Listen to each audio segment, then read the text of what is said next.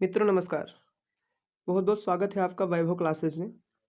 हाजिर हूँ एक बार फिर से मैं एनसीईआरटी कक्षा 10 की गणित विषय के सॉल्यूशन के साथ। आज हम इस वीडियो में प्रश्नावली 3.2 के प्रश्न संख्या 1, 2 और 3 का डिस्कशन करने वाले हैं। आइए देखते हैं। पहला प्रश्न, निम्न संख्याओं में रैखिक समीकरणों के युग्म बनाइए और उनके ग्राफीय विधि से हल ज्ञात कीजिए। सबसे पहले इसमें जो समस्याएं दी गई हैं, दो समस्या है, एक पहली और दूसरी प्रश्न संख्या 1 के अंतर्गत। पहली जो समस्या दी गई है, इस समस्या का हमें रैखिक युग्म बनाना है, यानी इसका हमें समीकरण बनाना है और उसके बाद इसको हमें ग्राफीय रूप में इसको भी दिखा देना है। दूसरे में भी वही करना है। तो प्रश्न है कि कक्षा 10 के 10 विद्यार्थियों ने एक गणित की पहली प्रतियोगिता में भाग लिया। यदि लड़कियों की संख्या लड़कों की संख्या से 4 अधिक हो तो प्रतियोगिता में भाग लिए लड़कों और लड़कियों की संख्या ज्ञात कीजिए। इसका रैखिक युग्म बनाना है, उसके बाद में इसका ग्राफीय विधि से हल भी करना है। आइए देखते हैं। हम लड़कों की संख्या को मान लेंगे, माना लड़कों की संख्या x है और लड़कियों की संख्या को भी हम मान लेंगे और इसको मान लेंगे y। x और y चर इसलिए मानते हैं, थोड़ा आसान रहता है। और इस एनसीईआरटी बुक में जो रैखिक समीकरण युग्म बनाए गए हैं उसमें x और y चर ही माने गए हैं। तो प्रश्नावली के अनुसार हम चलेंगे। प्रश्नावली 3.2 के अनुसार प्रश्न संख्या 1 हम इसमें डिस्कस कर रहे हैं। प्रश्न है और प्रश्न में कहा गया था कि कुल विद्यार्थियों की संख्या 10 है। अच्छा, कहा गया था कक्षा 10 के 10 विद्यार्थियों, तो 10 विद्यार्थी हैं तो कुल विद्यार्थी 10, यानी लड़के और लड़कियां मिलाकर ही सारे विद्यार्थी होते हैं। तो लड़के और लड़कियों की संख्या मिलाकर 10, कुल विद्यार्थी का मतलब लड़कों की संख्या प्लस लड़कियों की संख्या, यानी x + y = 10। ये हमारा पहला समीकरण बन गया। अब कहा गया है लड़कियों की संख्या लड़कों से 4 अधिक है। तो लड़कियों की संख्या लड़कों से 4 अधिक, तो लड़कों की संख्या में 4 जोड़ दो तब लड़कियों की संख्या मिलेगी, यानी x + 4 = y। इसको मान लेंगे दूसरा समीकरण। अब पहले समीकरण के अनुसार एक सारणी बनाएंगे और दूसरे समीकरण के अनुसार दूसरी सारणी बनाएंगे। पहले समीकरण में x + y = 10 है, तो हम x और y की वैल्यू इस प्रकार रखते हैं, छोटी वैल्यू रखें ताकि ग्राफ बनाना आसान रहे और इंटीजर मिले हमें, यानी पूर्णांक मिले। कुछ ऐसी वैल्यू हम रखते हैं। तो हमने x की वैल्यू को 6 रखा तो y की वैल्यू 4 हो जाएगी, यानी 6 + 4 = 10। कम से कम 2 वैल्यू रखेंगे। तो x की वैल्यू जो हम 2 रखेंगे तो y की वैल्यू 8 हो जाएगी, 2 + 8 = 10। तो समीकरण 1 के लिए सारणी 1 बन गई। अब समीकरण 2 के लिए दूसरी सारणी बनाएंगे। समीकरण 2 में x + 4 = y है। x की वैल्यू हमने मान लिया इसमें 2, तो 2 और 4 मिलकर के 6, यानी y की वैल्यू हो गई 6। x की वैल्यू हमने मान लिया 3, तो y की वैल्यू हो गई 3 और 4 मिलकर के y = 7। इस प्रकार 2 सारणी बन गई। अब इसी सारणी का हम ग्राफ बनाएंगे और ग्राफ में देखेंगे हमें इसका सोल्यूशन भी मिल जाएगा। आइए देखते हैं ग्राफ कैसे बनाएंगे इसका। ग्राफ बनाने के लिए इस बात का हमें ज़्यादा ध्यान देना होता है कि सारणी में जो संख्याएं हैं वो किस प्रकार की हैं, यानी 8 मैक्सिमम संख्या इसमें 8 है y अक्ष पर, उसमें 6 है x की। और सारणी 2 में मैक्सिमम संख्या यानी सबसे बड़ी संख्या 6 है, 7 है और x पर 3 है। इस तरह से हम संख्याओं को रखते हैं अपनी सारणी के अनुसार, ताकि संख्या हमें इसमें मिल जाए। तो हमने x और y एक्सिस खींचे, इसमें हमने नंबरिंग कर दिया 1 0 1 2 3 4 5 6 7 8 9, हमें 8 तक की आवश्यकता थी। और इसमें हमने ऐसे लिख दिया संख्याओं को, यहाँ 10 तक आ गई हैं। अब सारणी को देखकर हम इसका ग्राफ बनाते हैं। 6 और 4, यानी x अक्ष पर 6 और y अक्ष पर 4 हमने रखा। x अक्ष पर 6 और y अक्ष पर 4, इसको हमने बिंदु इसका अंकित किया, x पर 6 और y पर 4। ये हो गया 6 और 4, बिंदु हमने रख दिया। फिर x पर 2 और y पर 8, तो x पर हमने 2 लिखा, x अक्ष पर 2 और y अक्ष पर 8। 2 और 8 जब हमने बिंदु यहाँ लिया तो आया ये 2 और 8। फिर हमने x इन दोनों बिंदुओं को जो भी हमने लिया सारणी 1 के बिंदुओं को, इसको हमने पटरी की सहायता से इसको हमने मिला दिया और एक सीधी रेखा खींच दी। अब हम सारणी 2 पर ध्यान देते हैं। इसमें x पर 2 और y पर 6, इसको भी हमने ले लिया, x पर 2 और y पर 6। फिर हमने x पर 3 और y पर 7, तो x पर 3 और y पर 7 हमने ले लिया, इसको भी हमने पटरी की सहायता से मिला दिया। अब हम देखते हैं कि मिलाने पर ये दोनों रेखाएं एक दूसरे को यहाँ काट रही हैं। बिंदु 3 और 7 पर प्रतिच्छेद कर रही हैं। तो यही जो प्रतिच्छेदन बिंदु होता है, यही उस समीकरण का हल होता है। यानी x बराबर 3 और y बराबर 7 इसका सॉल्यूशन हो जाएगा ग्राफीय विधि से, x बराबर 3 और y बराबर 7। इसी प्रकार दूसरा प्रश्न है, 5 पेंसिल तथा 7 कलमों का कुल मूल्य ₹50 है, जबकि 7 पेंसिल तथा 5 कलमों का कुल मूल्य ₹46 है। एक पेंसिल का मूल्य तथा एक कलम का मूल्य ज्ञात कीजिए। आइए देखते हैं। प्रश्न में दिया गया है कि 5 पेंसिल और 7 कलमों का मूल्य। तो हम सबसे पहले एक कलम और एक पेंसिल का मूल्य बारी बारी से मान लेंगे अलग अलग चर में। तो एक पेंसिल का मूल्य x मान लिया हमने, एक कलम का मूल्य हमने मान लिया y। अब कह रहा है प्रश्न कि 5 पेंसिल और 7 कलम का मूल्य ₹50। इसको हम जब समीकरण के रूप में परिवर्तित करेंगे तो 5 पेंसिल यानी 5x रुपये और 7 पेंसिल 7x रुपये, कुल मिलाकर ₹50 यानी 5x + 7y = ₹50। और फिर दूसरी शर्त इसी में है कि 7 पेंसिल तथा 5 कलम का मूल्य ₹46। तो 7x + 5y = ₹46। ये हो गया दूसरा समीकरण। ये दोनों चीज़ें हमने प्रश्न के अनुसार ही रखी हैं। अब पहले समीकरण के लिए पहली सारणी और दूसरे समीकरण के लिए दूसरी सारणी हम बनाएंगे।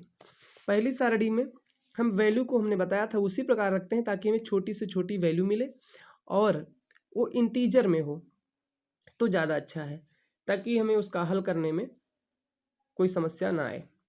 तो सारणी 1 हमने बनाई, x की वैल्यू जो हमने 3 रखी, आप तो 5 × 15 हो गया और 7 और y की वैल्यू अपने आप मिल गई। 15 इधर लाएंगे, 50 में से 15 निकल के 35 हुआ और 35 को 7 से डिवाइड करेंगे, y की वैल्यू 5 मिल जाएगी। x की वैल्यू जो रखेंगे y की, उसी को सॉल्व करने पर मिलेगी। इसको आप लोग रफकार में सॉल्व भी कर सकते हैं अलग लिखकर। और ये वैल्यू जो हमने रखी है इसको अपने अनुसार आप दूसरी वैल्यूज़ भी रख सकते हैं। हमने अपनी सुविधा के अनुसार रखी, आप लोग अपनी सुविधा के अनुसार रख सकते हैं। तो x की वैल्यू जब -4 रखी तो y की वैल्यू हमें 10 मिल गई। इसी प्रकार दूसरी सारणी भी है, 7x + 5y = 46। x की वैल्यू हमने जब -2 रखी तो y की वैल्यू हमें मिल गई 12 यानी 14 हो गया। और 46 में 14 जुड़ करके इधर आएगा, 14 जुड़ जाएगा तो हो जाएगा 60। 60 को 5 से डिवाइड करेंगे 12 हो जाएगा, यानी y की वैल्यू 12 मिल जाएगी। इसी प्रकार x की वैल्यू 3 रखने पर y की वैल्यू 5 आएगी। तो इस तरह से दोनों सारणियाँ बन गई। अब इसको हमें ग्राफीय विधि से सॉल्व करना है। कैसे करेंगे आइए देखते हैं। ग्राफीय विधि से हल करने के लिए हम वही तरीका अपनाएंगे जो भी इससे पहले वाले में अपनाया गया है। तो सारणी देखेंगे, x की 3 और y की 5 ये वैल्यू है, हमने लिया x की वैल्यू 3, y की वैल्यू 5। सारणी पे हमने संख्याओं को लिख रखा है उसी अनुसार, जैसा अभी मैंने पहले प्रश्न में बताया था उसी अनुसार लिख दिया है। ऋणात्मक संख्याओं की भी आवश्यकता थी, हमने ऋणात्मक वाली लाइन को भी इधर खींचा है, उस पर भी नंबरिंग किया है और इसमें भी।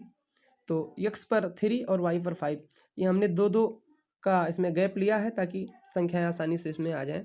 तो 0, 2, 4, 6, 8 इस तरह गैपिंग है इस तरह से इसमें। तो 3 आएगा 2 और 4 की ठीक मध्य में, ये वाली लाइन 3 बता रही है। और 5, तो 4 और 6 के बीच में 5 आएगा, ये 3 और 5 का बिंदु ये मिला हमें, इसको हमने लिख लिया। अब -4 और 10, -4 हमें मिला यहाँ, x अक्ष पर -4 और y अक्ष पर 10। तो x अक्ष पर हमें -4 मिल गया और y अक्ष पर हमें 10 लेना है, तो y अक्ष पर 10 भी मिलेगा, वो ये। तो -4 और 10 का बिंदु हमें यहाँ मिला। अब इन दोनों बिंदुओं को हमने क्या किया, पटरी की सहायता से मिला दिया। सबसे पहले ये वाली लाइन हमने इन दोनों बिंदुओं मिलाते हुए लाइन खींच दी, तो ये मिल गई हमें। अब दूसरी सारणी देखेंगे, x पर -2 और y पर 12। x अक्ष पर हमने -2 लिया है और y अक्ष पर हमने 12 लिया है, यहाँ आया तो बिंदु में मिला -2 और 12 यहाँ। और 3 और 5 फिर इसमें लेना है, सारणी 2 में 3 और 5 लेना है, तो 3 और 5 सारणी 1 में भी था तो वही बिंदु रह जाएगा। अब इन दोनों बिंदुओं को हम पटरी की सहायता से मिला देंगे। तो मिलाने पर हम देख रहे हैं कि दोनों रेखाएं एक दूसरे को 3, 5 पर मिलती हुई प्रतीत होती हैं। तो इसका उत्तर हो जाएगा 3, 5, यानी 3, 5 करना मुहावरा भी होता है, लेकिन यहाँ पर इसका उत्तर है 3, 5, यानी x की वैल्यू 3 और y की वैल्यू 5, x की वैल्यू 3 और y की वैल्यू 5 इसका आंसर हो जाएगा। तो ये दोनों प्रश्न हो गए, प्रश्न संख्या 1 के दोनों खंड हो गए। अब आइए देखते हैं प्रश्न संख्या 2 क्या है। प्रश्न संख्या 2 बहुत ही साधारण है, बहुत ही आसान है और देखते हैं। अनुपातों A1/A2, B1/B2, C1/C2 की तुलना कर ज्ञात कीजिए कि क्या निम्न समीकरण युग्म द्वारा निरूपित रेखाएं एक बिंदु पर प्रतिच्छेद करती हैं, समांतर अथवा संपाती हैं। यानी 3 चीज़ें, इसमें से तीनों में से कोई भी चीज़ हो हमें उसको बताना है कि प्रतिच्छेद करती हैं, कि समांतर है या संपाती हैं, जो भी हो हमें बताना है। तो पहला जो समीकरण युग्म दिया गया है 5x - 4y + 8 = 0, 7x + 6y - 9 = 0। इस तरह से इसमें से 3 क्वेश्चन हैं, तीनों के आंसर आइए देखते हैं बारी बारी से। सबसे पहले समीकरण के अनुसार हम A1/A2, B1/B2 और C1/C2 की वैल्यू को ज्ञात कर लेते हैं। तो A1/A2 बराबर हो जाएगा, ए है A1 B1 C1 और दूसरे समीकरण में A2 B2 C2 ये होता है। इसकी चिन्ह सहित वैल्यू हम लेते हैं।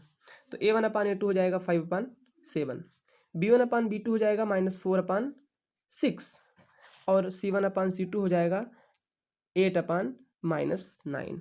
हम ये देख रहे हैं कि A1/A2 जो है B1/B2 के बराबर नहीं है। तो ऐसी कंडीशन में जब A1/A2 B1/B2 के ना हो बराबर, तो रेखाएं प्रतिच्छेद करती हैं, वो समीकरण संगत होता है। और रेखाएं प्रतिच्छेद कर, क्योंकि हमें बताना था प्रतिच्छेद करती हैं कि समांतर है कि संपाती हैं, तो एक चीज़ हमें पता चल गई कि रेखाएं प्रतिच्छेद करती हैं। वैसे 3 शर्तें होती हैं, या तो A1/A2 बराबर B1/B2 के होगा और या A1/A2 बराबर B1/B2 के नहीं होगा, और या A1/A2 और B1/B2 के बराबर तो होगा लेकिन C1/C2 के बराबर नहीं होगा। तो ऐसे 3 शर्तें, तीनों के लिए अलग अलग अर्थ निकलते हैं, अलग अलग चीज़ें होती हैं। आगे प्रश्नों में भी बताएंगे हम इसको। तो इस तरह से जब A1/A2 और B1/B2 बराबर ना हो, तो ये पहली चीज़, ये रेखाएं प्रतिच्छेद होती हैं, अर्थात इसका सिर्फ और सिर्फ एक हल होता है। दूसरे प्रश्न में आइए देखते हैं। इसी तरह से इसमें A1/A2 ज्ञात किया, 9/18 हो गया, यानी 9 × 9 9 दूनी 18, 1/2 हो गया। B1/B2 जो हमने ज्ञात किया 3/6 आया, इसको भी काट कर हमने छोटा किया, सरल किया, तो 1/2 हो गया। C1/C2 जो हमने ज्ञात किया तो ये आया 1/2, ये भी 12/24 यानी 1/2 ये भी हो गया। अब इसमें हम ये देखते हैं कि A1/A2 और B1/B2 C1/C2 तीनों बराबर हों। तो जब तीनों बराबर होते हैं, A1/A2 B1/B2 C1/C2 ये तीनों अनुपात बराबर होते हैं, तो रेखाएं एक दूसरे के ऊपर रखी हुई होती हैं, अर्थात संपाती होती हैं। तो ऐसी कंडीशन में वो समीकरण युग्म संगत होता है, तब भी संगत होता है, रेखाएं संपाती होती हैं और उसका अपरिमित रूप से अनेक हल होते हैं। और फिर तीसरी चीज़ है, इसलिए इसका आंसर हो जाएगा रेखाएं संपाती हैं, यही पूछा गया था यही चीज़। और फिर तीसरा है 6x - 3y + 10 = 0, तो 2x - y + 9 = 0। ये दोनों समीकरण हैं। इसमें भी A1/A2 B1/B2 C1/C2 हमने ज्ञात किया, तो 6/2 यानी हो गया, काटने पर 3 आ गया, -3/-1 हो गया, ये काटने पर भी ये भी 3 आ गया, और C1/C2 10/9। हम ये देख रहे हैं कि A1/A2 और B1/B2 ये दोनों चीज़ तो बराबर आ रहा है 3 लेकिन C1/C2 के बराबर नहीं है। ऐसी कंडीशन में जब A1/A2 और B1/B2 दोनों बराबर हों लेकिन इस C1/C2 के बराबर ना हो, तो ये कंडीशन होती है रेखाएं समांतर होने की। ऐसी कंडीशन में, ऐसी शर्त में रेखाएं समांतर होती हैं और ऐसे समीकरण का कोई हल नहीं होता, ये समीकरण असंगत होते हैं। अब हम देखेंगे प्रश्न संख्या 3। तीसरे प्रश्न में है, अनुपातों A1/A2 B1/B2 और C1/C2 की तुलना करके ज्ञात कीजिए कि निम्न रैखिक समीकरणों के युग्म संगत हैं या असंगत। इसमें संगत या असंगत बताना है। तो आइए देखते हैं। इसमें 5 खंड हैं, पांचों के खंड आइए देखते हैं। पहला है 3x + 2y = 5 और 2x - 3y = 7। ये 2 समीकरण हैं। A1/A2 3/2 हो गया, B1/B2 2/-3 हो गया और C1/C2 5/7 हो गया। हम यहाँ देखते हैं कि A1/A2 B1/B2 के बराबर नहीं है, तो इसका अद्वितीय हल है, और अद्वितीय हल होने पर समीकरण के युग्म संगत होते हैं, अर्थात A1/A2 जब B1/B2 के बराबर ना हो तो उसका एक हल होता है। अद्वितीय मतलब एक ही हल। जब हल हो, ये दो चीज़ दिमाग में रखिएगा, अगर उस समीकरण का कोई हल है तो समीकरण युग्म संगत है, और उस समीकरण का कोई हल नहीं है तो समीकरण का युग्म असंगत है। समीकरण का कब कोई हल होता नहीं है? समीकरण का हल तब नहीं होता है जब रेखाएं समांतर हों, और समांतर होने के लिए शर्त है कि a1/a2 और b1/b2 तो दोनों बराबर हो, लेकिन c1/c2 उसके बराबर ना हो, तो समीकरण युग्म समांतर होता है और उसका कोई हल नहीं होता, अर्थात वो असंगत होता है। तो इसका हल है अद्वितीय है, हल है, सिर्फ एक हल है, मतलब अद्वितीय मतलब यूनिक हल, एक ही हल, तो समीकरण युग्म संगत होता है। दूसरा प्रश्न है कि 2x - 3y = 8, 4x - 6y = 9। इसको भी आई चेक करते हैं a1/a2, a1/a2, b1/b2, c1/c2 से। तो a1/a2 से 2/4 यानी इसको काट करके छोटा करेंगे 1/2 हो जाएगा, और b1/b2 -3/-6 इसको काट करके छोटा करेंगे 1/2 हो जाएगा, और c1/c2 बराबर 8/9। तो a1/a2 और b1/b2 दो चीज़ तो बराबर है, लेकिन c1/c2 इसके बराबर नहीं, दूसरा चीज़ है। तो ऐसी कंडीशन में जब a1/a2, अभी थोड़ी देर पहले हमने बताया, b1/b2 दोनों बराबर हो और c1/c2 के बराबर ना हो, तो ऐसी कंडीशन में रेखाएं समांतर होती हैं और इसका कोई हल नहीं होता, समीकरण का युग्म असंगत होता है। तो इसका आंसर हो जाएगा असंगत युग्म। और तीसरा प्रश्न है 3/2x 5/3y = 7। इसको हम सॉल्व करेंगे तो a1/a2 जब ज्ञात करेंगे 3/2/9 हो जाएगा। इसको सरल करेंगे 3/9 दूनी 18 हो जाएगा, काटेंगे 3 × 3 3 × 6 = 18, 1/6 हो गया। और b1/b2 सॉल्व करेंगे 5/3/10, तो 5/3 बटे यहाँ देखेंगे 5/3/10 यानी 5/3 तो हम 30 हो जाएगा। इसको भी काट करके छोटा करेंगे, 5 × 5 5 × 30, ये भी 1/6 आ गया। और c1/c2 में चेक करेंगे 7/14 हो जाएगा, तो ये हो जाएगा 1/2। हम ये देख रहे हैं कि a1/a2 b1/b2 बराबर, लेकिन c1/c2 के बराबर नहीं है, तो ये असंगत समीकरण युग्म हो गया। आइए तीसरा देखते हैं, इसका चौथा खंड है 5x - 3y = 11। ये पहला समीकरण। दूसरा समीकरण -10x + 6y = -22। a1/a2 हमने निकाला तो 5/-10 हो गया, काट के छोटा किया, -1/2 आ गया, 5 × 5 5 दूनी 10, 5 × 5 5 दूनी 10, -1/2 हो गया। b1/b2 हमने छोटा किया, -3/6 हो गया, यानी 3 × 3 3 दूनी 6, ये भी हो गया 1/2 माइनस का। c1/c2 है 11/-22, इसको भी छोटा किया हमने काट करके, 11 × 11 11 दूनी 22, -1/2 हो गया। तो हम देख रहे हैं कि a1/a2 b1/b2 c1/c2 तीनों बराबर है, अर्थात तीनों की वैल्यू -1/2 आ रही, तो बराबर है। जब तीनों बराबर हो तो समीकरण संगत होते हैं, क्योंकि इसके बहुत से हल होंगे हल, लेकिन बहुत से होंगे, तो बहुत से होने के मतलब हल हैं, तो संगत समीकरण युग्म हो गया ये। चौथा प्रश्न है 4/3x + 2/y + 2y = 8 समीकरण फर्स्ट हो गया, और दूसरा है 2x + 3y = 12 समीकरण दूसरा हो गया। a1/a2 निकाला तो 4/3 × 2 हो जाएगा, इस बटे और 2 बार उल्टा गुणा होगा, तो 4/6 हो गया, इसको काट के छोटा किया, 2/3 आया। फिर b1/b2 निकाला, ये तो 2/3 ऑलरेडी 2 यहाँ रखा, b1 और b2 2/3 हो गया। c1/c2 8/12, इसको काट के छोटा किया, 4 दूनी 8 4 3 12, 2/3 ये भी आ गया, यानी तीनों बराबर हैं, तो ये रेखाएं संपाती हैं, अर्थात संगत समीकरण युग्म है। ऐसी कंडीशन में जब a1/a2 b1/b2 c1/c2 तीनों बराबर हों तो संगत समीकरण युग्म होते हैं। इस तरह से ये प्रश्नावली 3.2 थी, जिसका मैंने प्रश्न संख्या 1, 2 और 3 का पूरा सोल्यूशन दिया है। अगर आपको वीडियो पसंद आया है तो प्लीज़ इस वीडियो को लाइक ज़रूर करें, ताकि मुझे कुछ मोटिवेशन मिले, और इस वीडियो को अधिक से अधिक शेयर करें। अगर आपको वीडियो अच्छा लगता है तो प्लीज़ मेरे चैनल को सब्सक्राइब भी कर लें, ताकि मेरे आने वाले सारे वीडियोज़ की नोटिफिकेशन आप टाइम पर पा सकें। और आप मेरे इससे पहले की जितने भी वीडियो देखना चाहते हैं, आप मेरे वीडियो की प्लेलिस्ट में जाएं, और उसमें 3.1 तक के सारे वीडियो 1 बाय 1 मैंने सारे उसमें कवर किए हैं, आप उसको देखिएगा ज़रूर।